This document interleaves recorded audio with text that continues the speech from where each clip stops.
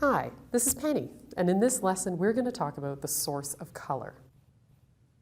In a previous lesson, we talked about light being a visible form of radiant energy that travels in straight lines away from a light source. We also know that light can be reflected or refracted depending on the type of material it strikes. And now let's build on this and talk about the source for all the different colors that we see. Why is the sky blue or the grass green? And why are clouds white? The answer to this is light. Light coming from a source may appear to be white, but if we shine a beam of light through a glass prism, we can see that white light is actually made up of all the colors that we see in a rainbow. We call this the visible spectrum. The order of the colors is always the same: red, orange, yellow, green, blue, indigo, and violet. You can remember the order using the memory aid Roy G. Biv. You've probably noticed that the white light going into the prism is quite straight, but the different colors moving through and exiting the prism are traveling in squiggly lines. This highlights a really important property of light. It travels as a wave, sort of like water waves, but much, much smaller. A wave is just a repetitive motion of something that moves up and down. The highest part of the wave is called a crest, and the bottom is a trough. The distance from one crest to another is called the wavelength, and the distance from the middle height of the wave to a crest or trough is called the amplitude. Another measure of a wave is its frequency. In simplest terms, this is the number of wave cycles that are completed in a certain amount of time. Consider this wave. In 5 seconds, it completes 2 full cycles. There's 1 and 2. We calculate the frequency by dividing the number of cycles by the number of seconds. So this gives us 2 cycles divided by 5 seconds, which equals 0.4 cycles per second, or 0.4 hertz. Now let's see what happens when we increase the number of cycles while keeping all other properties of the wave the same.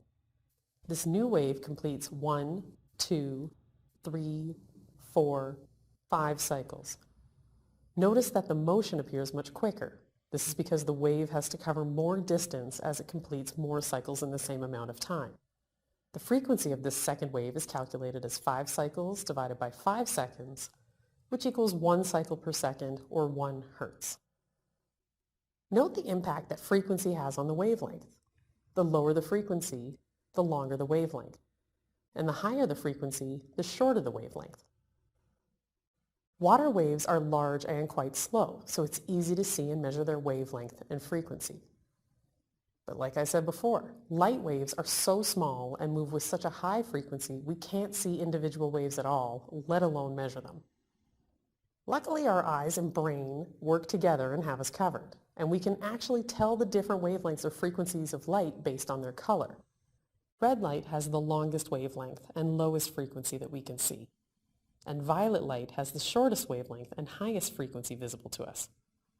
The wavelengths of all the other colors fall somewhere in between. So how does this help explain why this tomato is red and why this pear is green? The colors we see are actually a combination of reflection and a property of light we haven't talked about yet: absorption. Absorption comes from Latin and means to swallow up. When we shine white light on a red tomato, the tomato absorbs or swallows all the wavelengths of light except for red, which is reflected. That's why tomatoes look red. Green pears do the same thing. When the colors of white light strike a pear, the pear absorbs everything but green, so to us, pears are green in color. Now it's your turn. When light strikes this ribbon, which colors are absorbed and which are reflected? Pause the video now and jot down your answers.